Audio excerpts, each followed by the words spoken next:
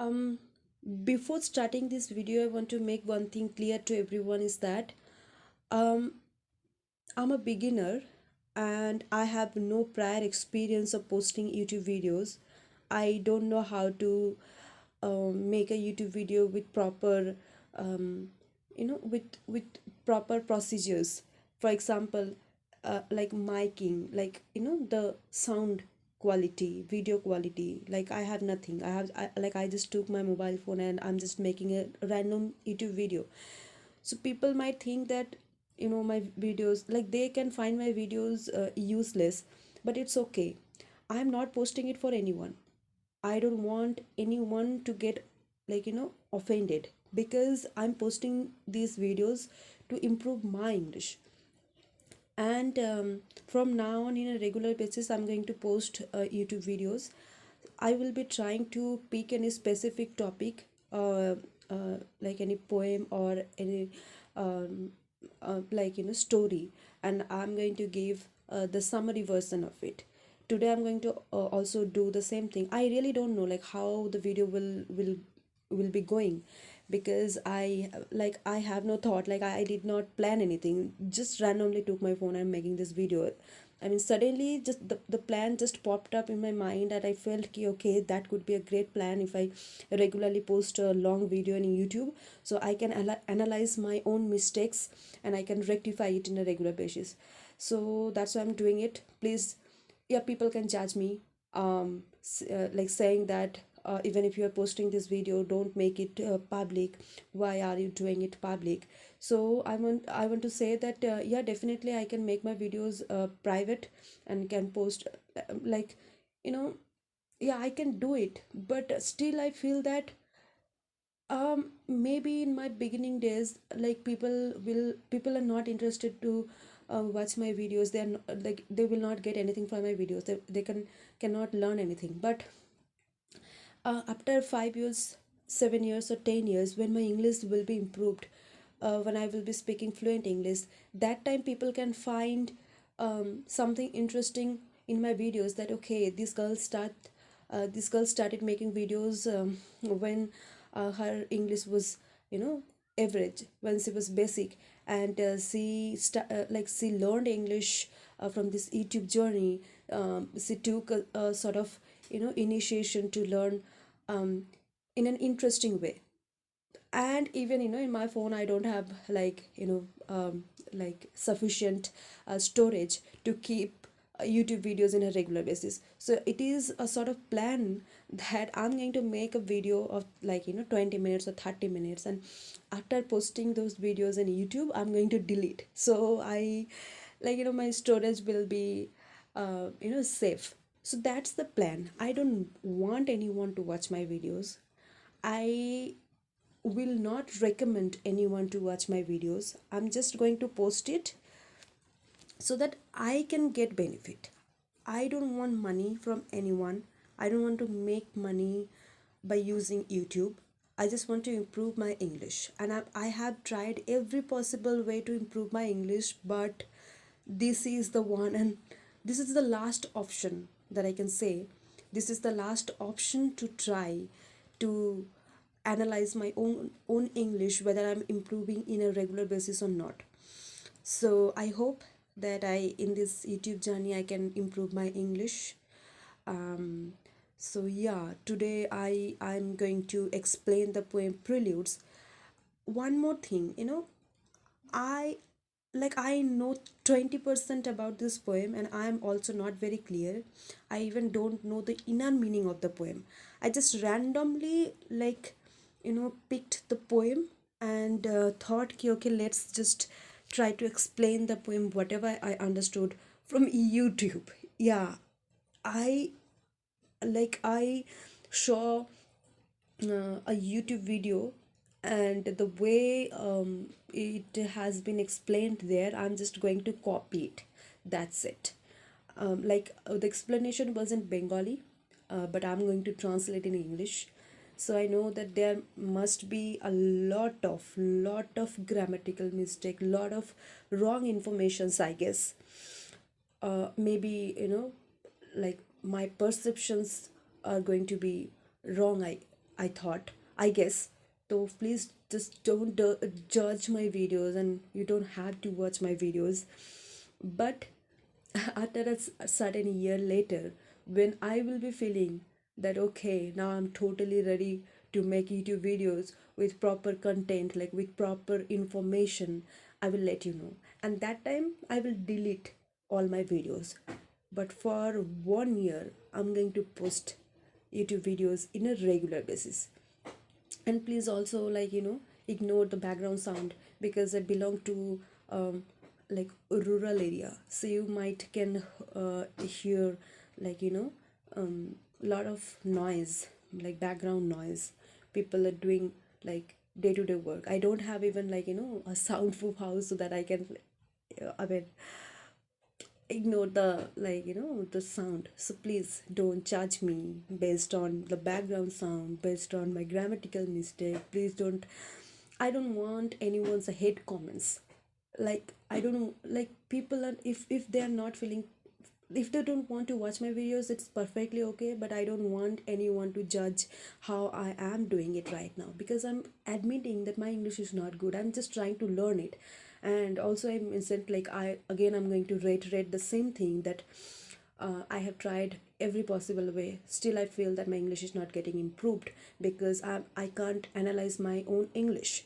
So people might like say that you just do mirror reading, or make video of yourself and watch it.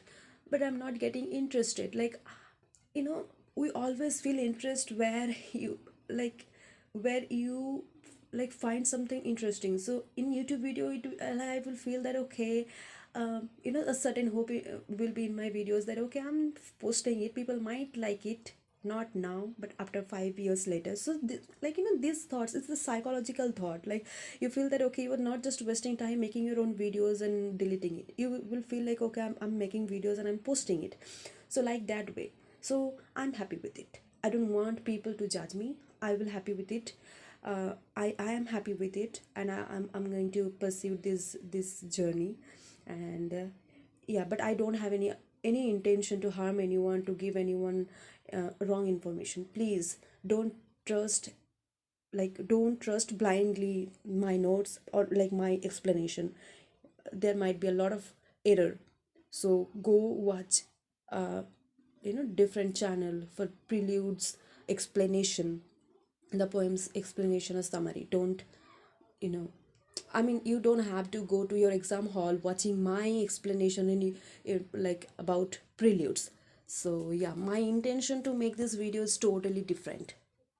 And I'm apologizing for that I'm choosing YouTube as a platform to improve my English, not to get audience and make money. No, I don't have any intention. So I'm not saying that I don't want money. I definitely want money, but not in this way. I, like, maybe in future I will post videos with correct English, correct content, like correct video explanation. But right now, for in my initial days, I'm not expecting anything, not even a, like, single view. I'm not expecting anything. So okay, the first line of the poem is, okay, so I want to tell one thing, that preludes, the title of the poem Prelude is very interesting.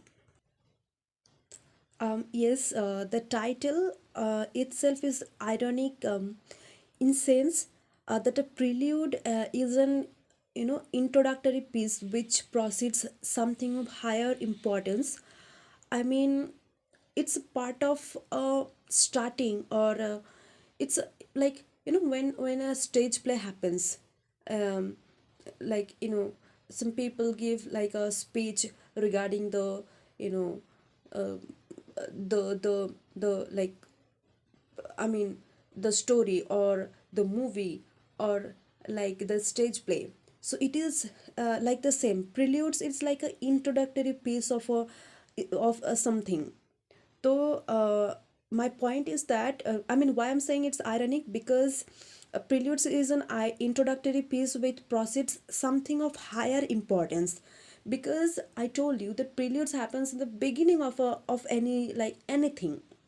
any show, any story, or any stage play, any movie, or in initial days, like in ancient time, people used to do stage plays like theater. And in the beginning of the story, the theater, they used to give the a prolonged introductory portion, so that is prelude. So it has a like higher importance. But in Eliot's preludes, it is not the same case. I mean, preludes is actually a combination of four different uh, preludes of written by Eliot. So it's like he has written four books, and in those different four books, he has used four different preludes, and the combination of those four preludes, is called preludes. So why I'm saying it's ironic, because I told you that in real life, the actual meaning is very actual meaning of preludes is an higher importance piece of like it's a very important piece of anything, any stage play. But in Eliot's prelude, it is not the case, because it's an ironic allusion to society, questioning whether the repetitive, impersonal lives that people lead get them anywhere. For example, in each prelude, you are going to get a vision of society of like Victorian era. Like in you will get how people are living their life. So Eliot has described the Victorian era, where people are living like robots. They don't have their own, you know, like they don't have their like they have their right, but they are just impersonating each other. They are wearing masks. They are not showing their own interest. Like every day they're just waking up, doing their own work. It's like a busy day, and in the evening they're coming home. They are taking a not even a peaceful like sleep. They are sleeping, but even in their sleep, it seems like they're getting nightmares and waking up. Their night, their sleeps are also chaotic, like their day-to-day life. Their the way they're hustling life. They're they are always busy. They don't have any time to gossip, to talk to people, to enjoy their life. So it's like a rusty life they are leading in Victorian era. And I'm talking about a particular portion, like though Eliot has not mentioned in his preludes, I mean, he was not talking about a particular place in Victorian society, but like the people in Victorian society, they are always very busy. Their life is dull. Their life is full with misery. So the first prelude, it gives a scenario of a like evening, a time of in the evening time, how like sun is setting and how the city looks like. So it's very interesting. And one thing I also want to clear, that if you haven't mm, like read any of Eliot's work, you don't have to worry about. From these preludes, you can easily understand how versatile this person was, how amazing he was, how fantabulous person he is, and what sort of work we're going to get from Eliot. You will definitely understand how um like you know how fantastic this person is to um like you know give work to the people. So in preludes, though we are just it's not a piece of any real poetry, or it's not a piece of any real work of his. It's just an introduction part that has been written by Eliot in different different work, different story, or like some, I don't know even the background. So I'm so sorry for that. Like I should have learned the background of each preludes, but I don't know in which work this preludes has been used. But I only know that if you read the preludes, the different four preludes, you will feel how amazing writer he was, and how thoughtful, how mindful person he was. So in first prelude he has given a description of an of a evening, of an evening where sun is setting down, people are coming back to their apartment from their workplace, and as soon as evening is coming, I know the sun is settling down. The passageways are you know getting filled by the aroma of steaks. So in the first line you can see that the winter evening settles down with smell of steaks in passageways, 6 o'clock. So smell of steaks, I think you already know that steaks is sort of a type of meat. Though the aroma of steak is getting filled in the passageways when all the workers, all the people are coming back to their home, because 6 o'clock it is generally a time when people come back to their home after their work. The burnt out ends of smoky days. So there are several you know implication, like there are several um, reason why uh, Eliot has used to explain the evening as like smoky days. Smoky days, firstly he has used burnt out ends, means you can see that burnt out ends means when someone is consuming cigarette, so at the end part of a cigarette, like it's the butt of a cigarette, they don't uh, like they don't uh, they don't inhale it, like they don't consume it at like the bird portion, so like they throw it, so there's no taste of it anymore. So it's like the way a cigarette is ending, the part of a cigarette is ending, same way the day is parting with a smoky days. So the implication of this word smoky days means that there might be several factories, and the you know the I mean the smoke of those chimneys are like overflowing in the city. So it is looking like a smoky days, and even that in the evening the weather like turns different, like that time a little fog, or mist comes. Mist is generally comes in the like in dawn, but uh, uh, like smoky days, you can say that in a factory area, like where there are a lot more dust and smokes there, the environment looks like really very foggy and like smoky. It's very like it's not very clear. So that's why he's saying that due to the smoke and the dust of the factories, the city looks like very hazy.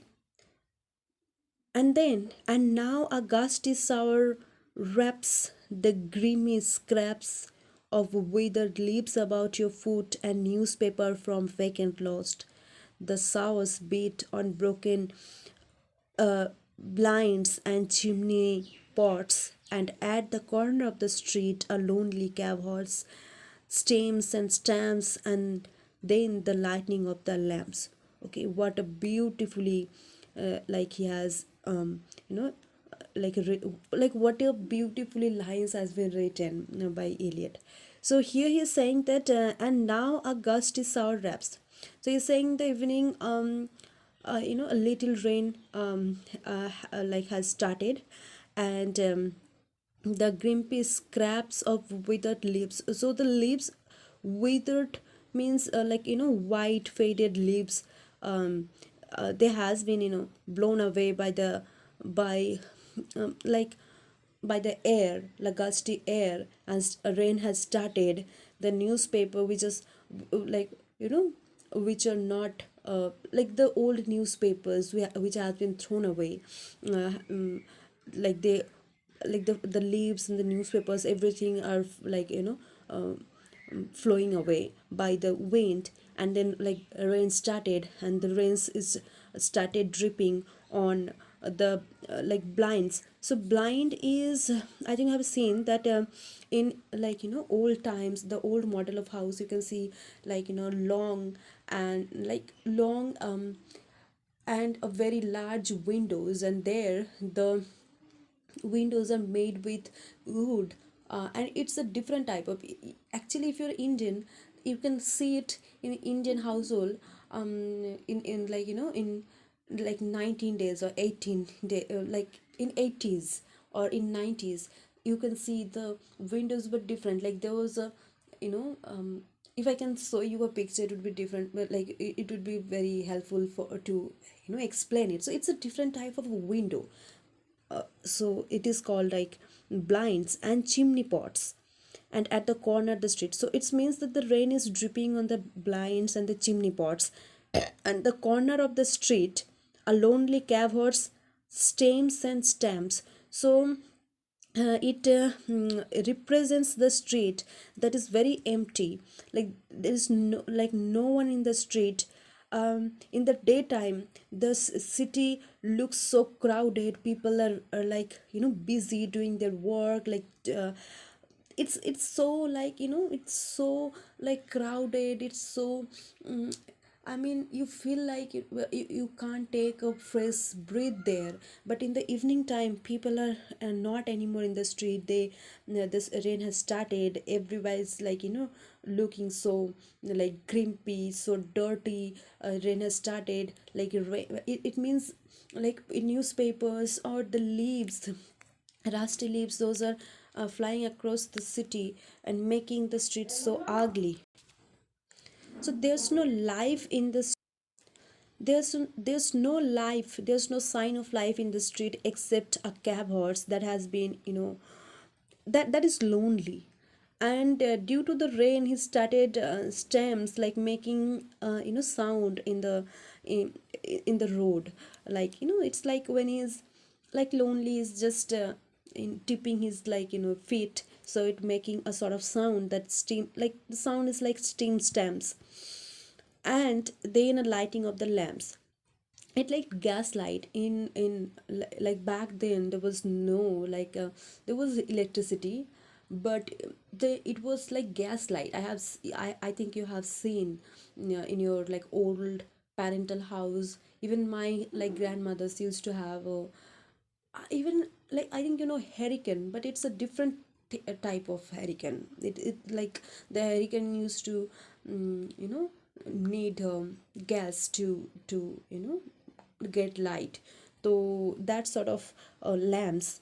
So it is showing that people are like people came back from their work, they went to their room and doing like cooking steaks. And it's not that they're enjoying, they're just cooking steak to like partake food, and then go to the bed. And again next day they know that the same day will repeat.